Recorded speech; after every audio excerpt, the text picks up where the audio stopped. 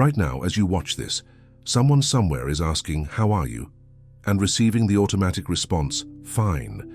But what if I told you that in those 3 seconds, 2 human souls just passed each other like ships in the night, missing perhaps the most profound opportunity for connection that exists? What if the very thing we do thousands of times, this ritual we call conversation, is actually keeping us more isolated than if we said nothing at all? This isn't just about small talk. This is about something far deeper. It's about why you can be surrounded by people and still feel utterly alone.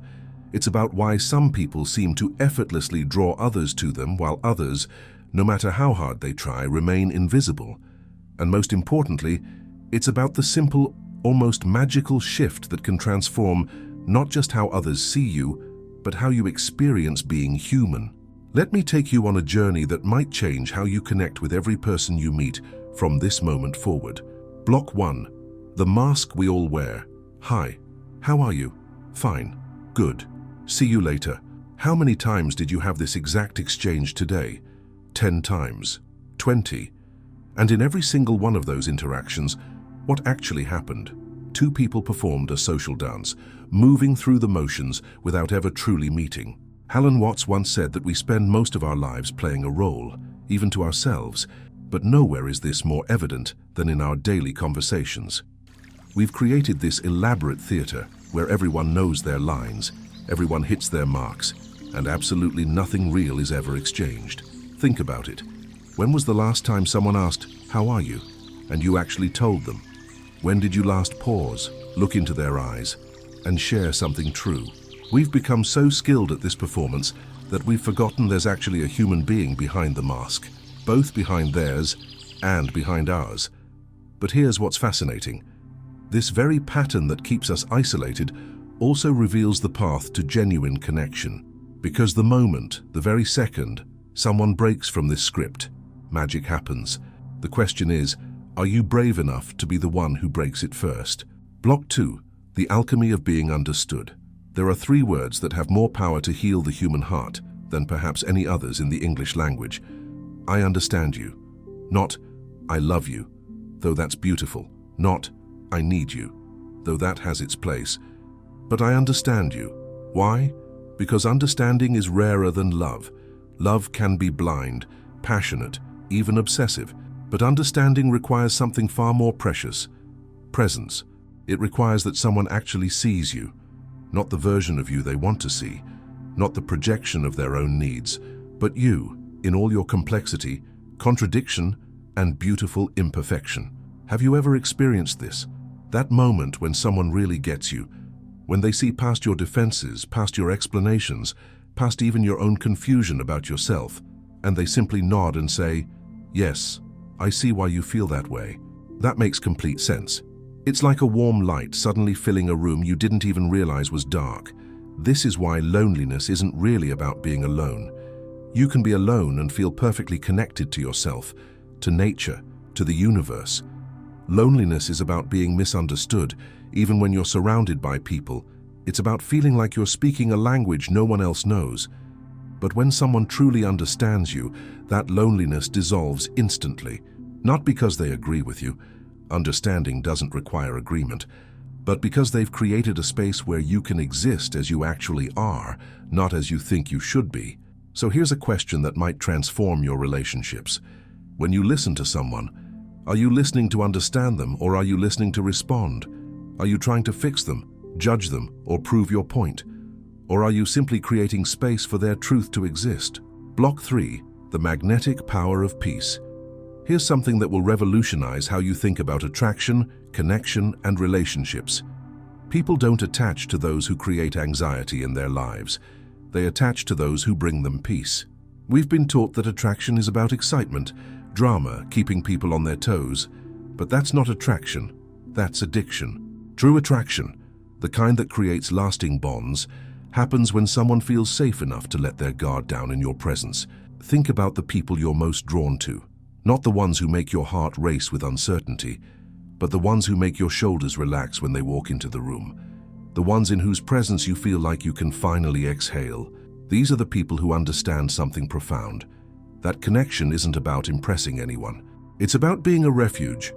In a world full of noise, competition, and performance, there's something absolutely magnetic about someone who offers silence, acceptance, and peace. Not the peace of indifference, but the peace of deep presence. The peace that says, you don't have to perform here, you don't have to be perfect here, you can just be. This is why some people can walk into a room and immediately draw others to them, not through what they say or do, but through the energy they carry. They've learned to be a calm space in a chaotic world. They've discovered that the secret to connection isn't about making yourself interesting. It's about being interested. It's not about being impressive. It's about being present. Are you someone who brings anxiety or peace to the people around you? When others think of you, do they associate you with pressure or with relief? This single shift in perspective might be the key to transforming every relationship in your life. Block 4. Words that heal the world. There are certain phrases that have the power to completely shift the energy between two people, not because they're manipulative or strategic, but because they acknowledge something fundamental about human nature. We all want to be seen, heard, and validated in our experience of being alive. That makes sense. These 3 words can end an argument, heal a wound, and bridge a gap that seemed unbridgeable. They don't mean you agree with everything someone is saying. They mean you can see how, from their perspective, with their history and their heart, they arrived at their truth. This is the gift of validation, not approval, but recognition. You're right. Watch what happens in someone's face when you say this and mean it. Watch how their defenses dissolve, how the fight goes out of them, how suddenly they become curious about your perspective too. Because when someone feels heard and acknowledged, they naturally become more open to hearing others. I'm listening. In a world where everyone is waiting for their turn to speak, where conversations have become competing monologues, these 2 words are revolutionary. They create space. They slow time. They say, Cox, your thoughts and feelings matter to me more than my need to be heard right now. But here's the crucial thing, and this is where most people get it wrong. These phrases only work when they come from genuine presence. They can't be techniques or tools or manipulation tactics. They have to be expressions of a real shift in how you show up in the world. When was the last time you said these words and really meant them? When did you last validate someone's experience without trying to change it? Agreed with someone without losing yourself, or truly listened without planning your response? Block 5. The difference between technique and truth. This is where we need to pause and address something crucial, because everything I've shared so far could be misunderstood as a set of techniques to get what you want from people. And if that's how you use it, it will backfire spectacularly. There's a world of difference between genuine presence and performed presence. People can sense the difference immediately, even if they can't articulate it. When you use these words as strategies, as ways to manipulate or control outcomes, they become hollow. Worse, they become a sophisticated form of the very masks we talked about earlier. Real listening isn't a technique you can learn in 5 minutes. It's a way of being that develops over time, like a muscle that gets stronger with practice. It requires you to let go of your agenda, your need to be right, your fear of being wrong. It asks you to become genuinely curious about the inner world of another human being. Think of it like tending a garden. You can't force a flower to bloom by pulling on its petals. You create the conditions, good soil, water, sunlight, space, and then you wait with patience and trust. Human connection is the same. You can't force someone to open up, but you can create the conditions where they feel safe enough to unfold naturally. This is why authenticity is so attractive, not because it's perfect, but because it's real. When you're genuinely present, when you're truly listening, when you really mean I understand, something shifts in the field between you and another person. They feel it, and they respond to it. So the question isn't, how can I use these techniques to get people to like me? The question is, how can I become the kind of person who naturally creates space for others to be themselves? Block 6. The paradox of attraction. Here's one of life's beautiful paradoxes. Attraction happens when you stop trying to attract. Connection occurs when you release your grip on needing to connect. People are drawn to you when you're no longer desperately seeking their approval. Why? Because desperation has an energy to it. Need has a vibration, and people can feel it from across the room. When you're trying too hard to be liked, to be chosen, to be seen, you create a kind of energetic vacuum that actually pushes people away. But when you're genuinely comfortable with who you are, when you're present without agenda, when you can offer your authentic self without attachment to how it's received, this creates a completely different energy. It's the energy of freedom, and freedom is contagious. People are attracted to those who seem free because they want to remember what their own freedom feels like. We're drawn to authenticity because it gives us permission to be authentic too. This is why some people can just be themselves and seem magnetic, while others can try every technique in the book and remain invisible. True connection doesn't happen between personas, it happens between authentic selves. It occurs when two people drop the performance and meet in the space of real presence. When the automatic responses give way to genuine curiosity. When the social masks come off and two souls recognize each other. This is what Alan Watts meant when he spoke about the game of life. Most of us are playing a game where we pretend to be someone we're not, in order to impress other people who are pretending to be someone they're not. But real connection begins when both people stop playing and start being. Are you ready to stop performing your life and start living it? Are you prepared to trade the exhausting work of trying to be impressive for the liberating practice of being present?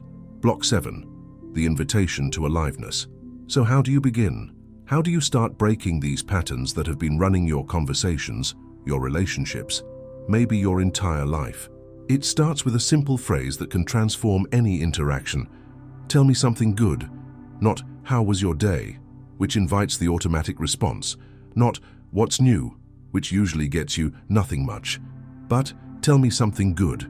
This creates a completely different kind of space. It invites someone to share from a place of positivity, to remember what brings them joy, to connect with what's working in their life. Watch what happens when you ask this question with genuine curiosity. Watch how people's faces change, how their energy shifts, how suddenly they're present with you in a way they weren't a moment before. This is the difference between a dead conversation and a living one. A dead conversation is one where both people are on autopilot, moving through familiar scripts, waiting for it to end. A living conversation is one where something unexpected can happen, where both people leave different than they arrived, where real meeting occurs. But here's the deeper truth. This isn't really about conversation techniques or social skills. This is about recognizing that every interaction you have is an opportunity for genuine human connection. Every person you meet is carrying their own struggles, their own joys, their own complex inner world. And you get to choose. Will you meet them with presence or with performance? With curiosity or with judgment? With space or with agenda? Because here's what I've learned, and what every wise person throughout history has discovered. Attraction, love, and connection aren't things you perform or achieve. They're things you recognize. They arise naturally when two people drop their defenses and meet in the space of authentic presence. You don't have to become someone different to be worthy of connection. You just have to become more yourself. You don't need to learn new techniques to be attractive. You need to remember what it feels like to be authentically present. You don't have to perform love, you have to recognize it in yourself and others. This is the invitation, to show up as you actually are, to listen as if it matters, to speak from truth rather than from strategy, to remember that behind every face you meet is a consciousness as rich and complex as your own, longing to be seen, to be understood, to be met in the space of real presence. The world is full of people wearing masks, having automatic conversations, passing each other like ships in the night. But you have the power to change that, one genuine interaction at a time.